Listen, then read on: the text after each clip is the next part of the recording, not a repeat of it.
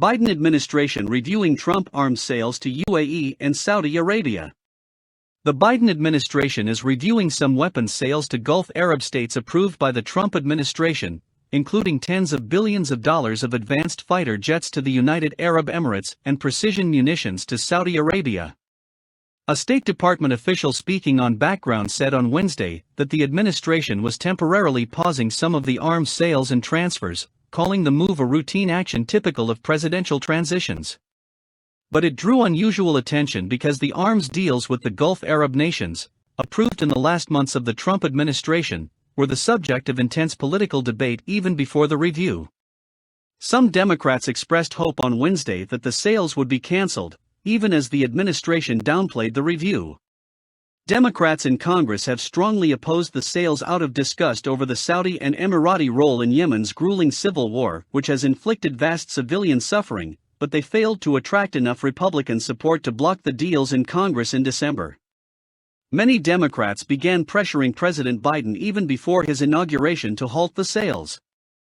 The deals in question include the $23 billion sale to the Emirates of 50 F-35 fighters and 18 Reaper drones, which President Donald J. Trump approved in the fall as an inducement for the Emirates to normalize diplomatic relations with Israel as part of the Abraham Accords, one of Mr. Trump's proudest achievements.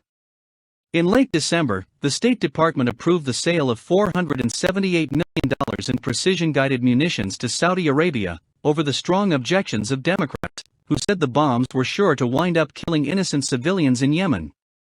Trump administration officials called the deal essential to supporting the Saudis in their fight against the Iranian-backed Houthis. Officials did not provide full details of all the agreements under review, but Mr. Trump approved the sale of billions of dollars of arms to the Saudis. A senior administration official said that the review did not include a freeze on sales under the Emirati deal. A congressional official familiar with the review said that the Saudi arms shipments would be paused during the review.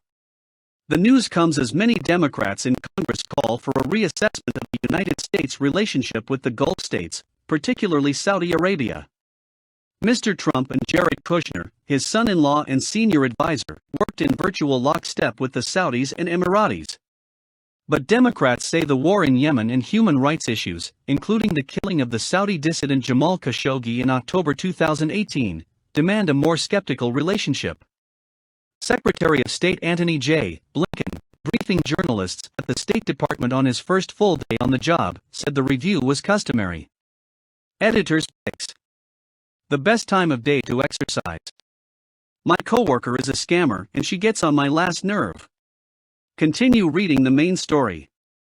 When it comes to arms sales, it is typical at the start of an administration to review any pending sales to make sure that those that are being considered is something that advances our strategic objectives and advances our foreign policy, Mr. Blinken said.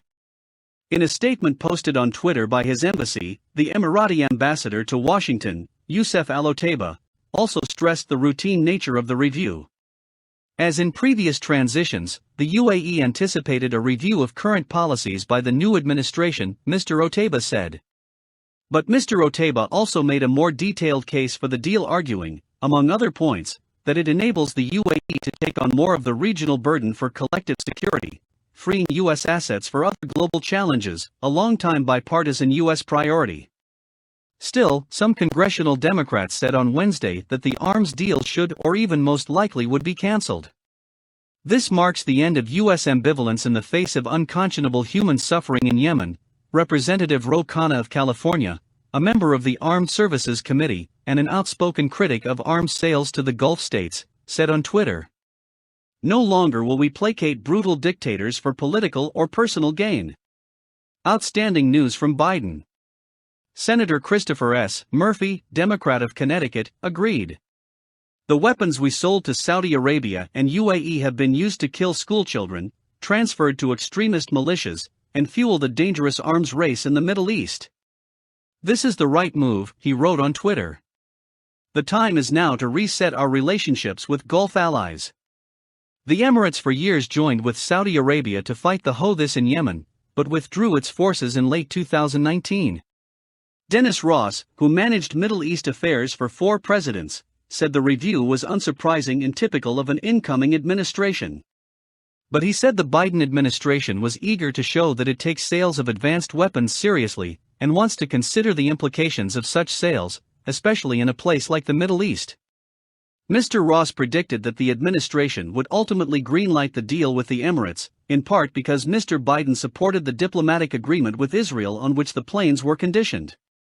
On Wednesday, Mr. Blinken called the Abraham Accords a very positive development and said the Biden administration hoped to build on them.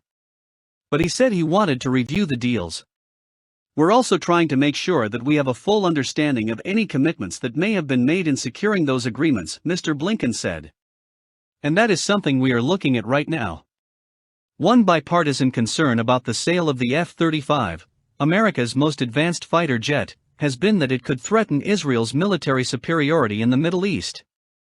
Under federal law, the United States must ensure that Israel maintains a qualitative military edge over its neighbors.